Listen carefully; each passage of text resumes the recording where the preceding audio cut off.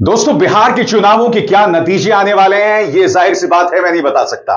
मगर एक बात तय है, जनता से जुड़ना, जनता से संवाद करना, इस मामले में राहुल गांधी प्रधानमंत्री नरेंद्र मोदी पर भारी साबित हो रहे हैं।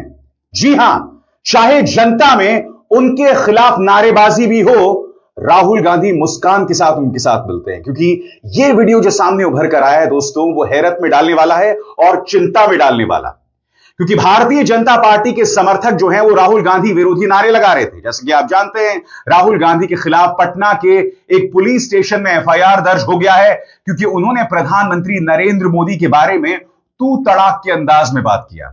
राहुल गांधी का कारवां जा रहा था दरभंगा, और वहां पर आप देखिएगा किस तरह से भारतीय जनता पार्टी के समर्थक नारेबाजी कर रहे हैं।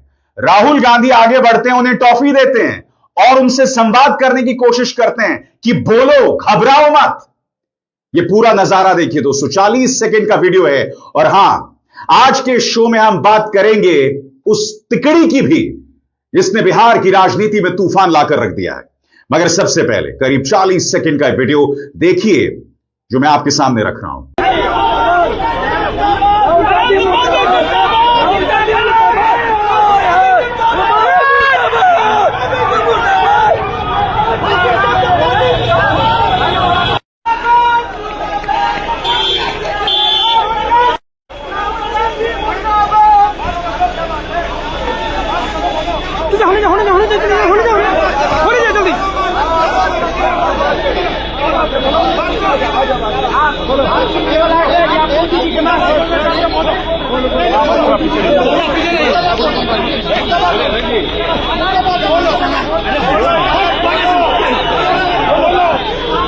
मैं आपको याद दिलाना चाहूंगा दोस्तों कि कभी भी कोई प्रधानमंत्री को काला झंडा नहीं दिखा सकता।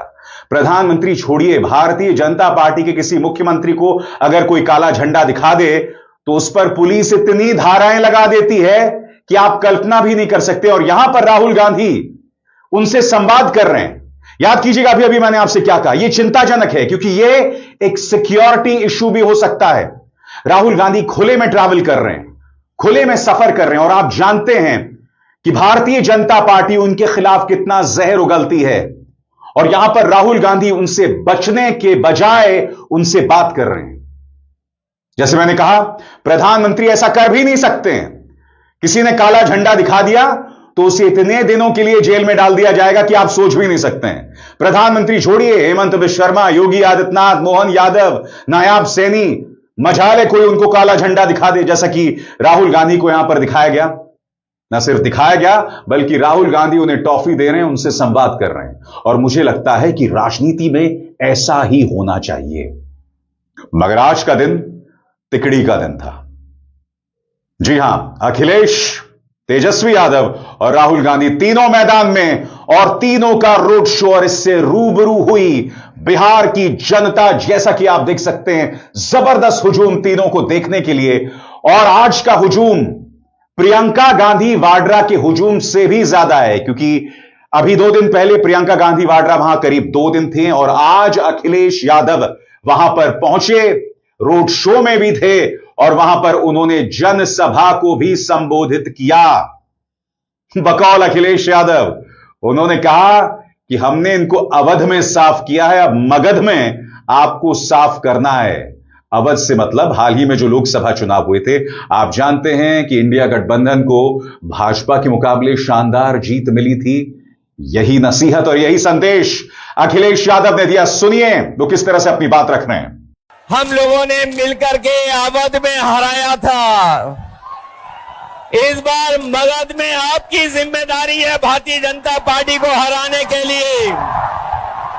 और मैं नारा देता हूं कि अब की बार बिहार से बाहर बीजेपी जाने वाली है।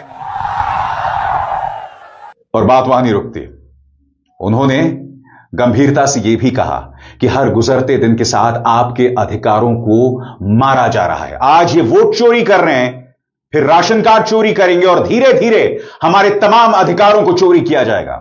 अखिलेश यादव, मैं बिहार के लोगों से मैं विशेष अपील करना चाहता हूं, ये जहां वोट बचाने का अपना अधिकार का चुनाव है, ये वोट का अधिकार जो छीनना चाहते हैं, ये पहले वोट का अधिकार छीनेंगे, फिर राशन का अधिकार छीनेंगे, फिर नौकरी का अधिकार छीनेंगे। ये आपको हमको सड़क पे लाना चाहते हैं। जो लड़ाई 5000 साल से चल रही है, भेदभाव की, अन्याय की, वो लड़ाई अभी भी जारी है। और अखिलेश यादव ने स्पष्ट कर दिया कि मेरे मन में थोड़ा सा भी शक नहीं है कि बिहार में महागठबंधन को जीत मिलने वाली है, खासतौर से जिस तरह की प्रतिक्रिया मिल रही है। मगर बड़ा प्रश्न वही दोस्तों, जो भीड़ दिखाई दे रही है, क्या वो भीड़ वोट्स में तब्दील होगी? सुनिए क्या कह रहे हैं अखिलेश। जो मैं जोश और उत्साह देख रहा हूं, वो उत्साह बता रहा है कि इस बार बिहार के लोग यहां से भारतीय जनता पार्टी और उनके सहयोगी दलों को बाहर करने का काम करेंगे। और जो जोश दिखाई दे रहा है, वो बीजेपी की हार लिखेगा इस बार बिहार। दोस्तों, तो ना सिर्फ अखिलेश थे, तेजस्वी और राहुल गांधी, तेजस्वी यादव जो सही मायने में वोटर अधिकार रैली की ताकत हैं, उन्होंने क्या कहा कुछ देर बाद। मगर वोटर अधिकार रैली ने भारतीय जनता पार्टी की चिंताएं क्यों बढ़ा दी हैं? क्योंकि मुद्दा सिर्फ बिहार का चुनाव नहीं है। देखिए, बिहार के चुनाव के नतीजों में कई फैक्टर्स असर डालते हैं। करीबी मुकाबला हुआ तो प्रशासन किरदार निभाएगा, जैसे कि पिछली बार हुआ था। 5-6 सीटों में किस तरह से खेला हो गया था, आप सब जानते हैं। मगर चिंता की बात भाजपा के लिए हो रही है कि बिहार के अंदर राहुल गांधी को जिस तरह की प्रतिक्रिया मिल रही है। मैं आपको एक वीडियो दिखाता हूं। राहुल गांधी भाषण देने के लिए मंच पर आ रहे हैं और जनता की प्रतिक्रिया देखिए। यह अपने आप में एक स्वाभाविक प्रतिक्रिया है। देखिए किस तरह से जनता उनका इस्तकबाल कर रही है।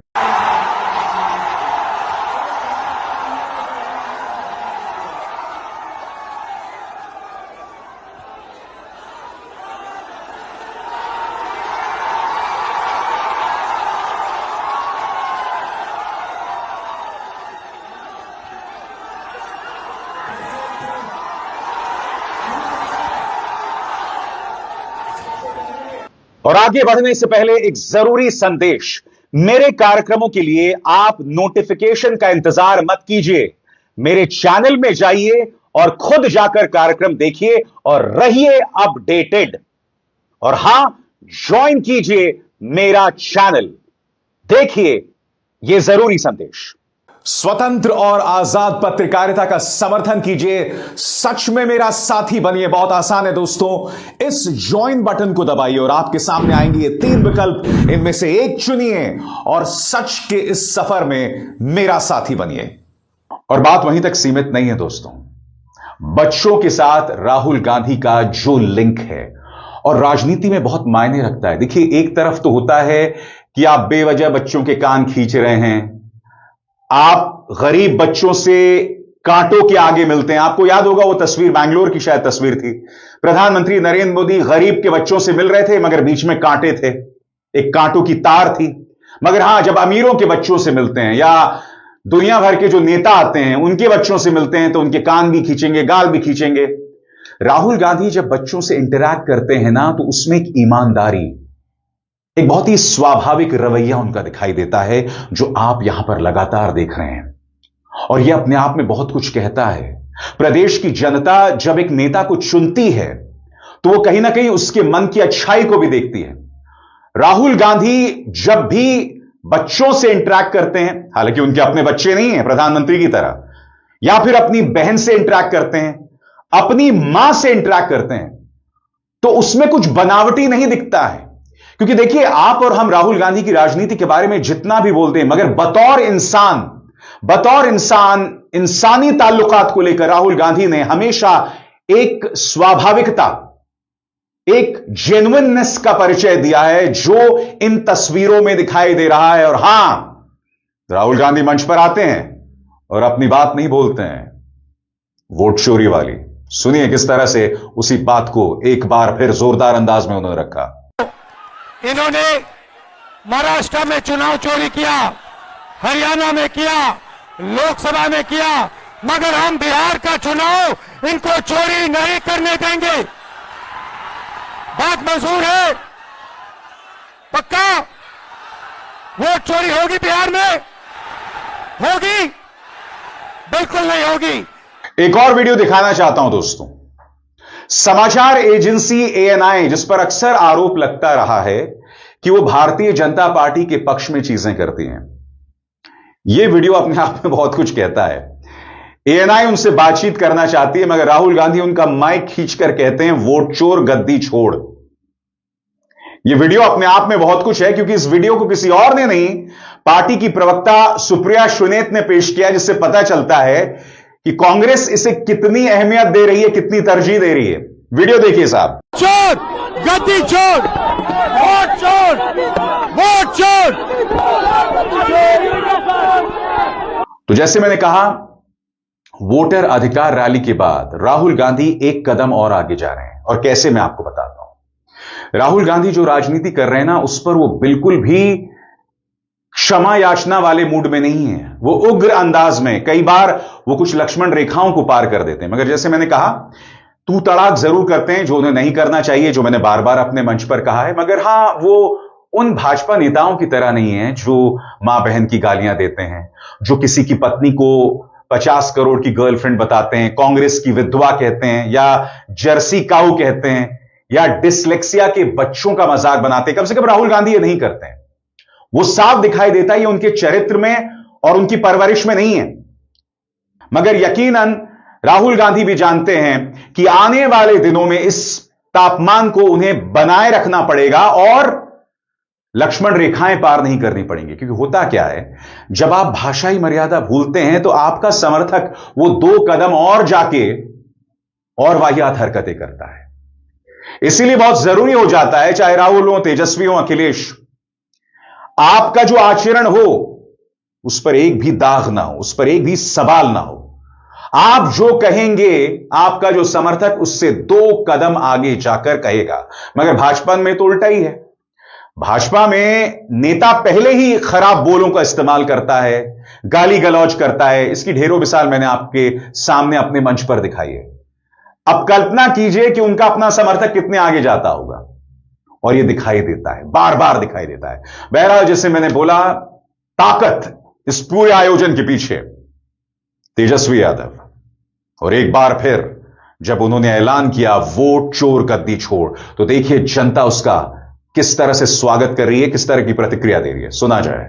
वोट चोर, वोट चोर, वोट चोर, वोट चोर, वोट चोर, वोट चोर, वोट चोर, वोट चोर, वोट चोर, वोट चोर, वोट चोर, वोट चोर, वोट चोर, वोट चोर।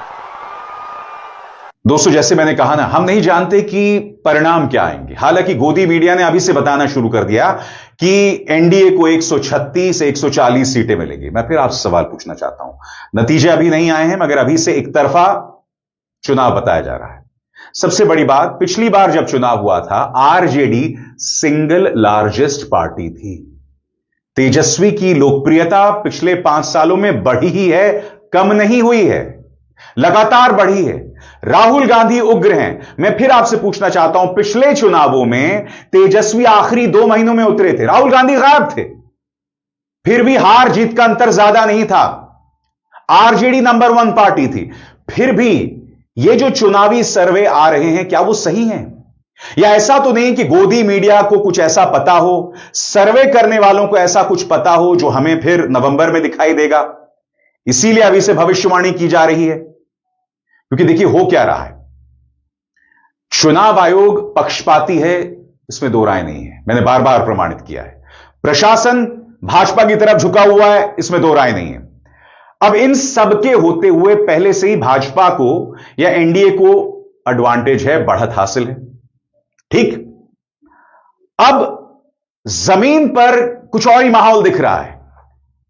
इसके अलावा स्पेशल इंटेंसिव रिवीजन, ये जो पूरी प्रक्रिया चल रही है, इसको लेकर पारदर्शिता की कमी साफ तौर पर दिखाई दे रही है। 65 लाख लोग जिन्हें डिलीट कर दिया गया है।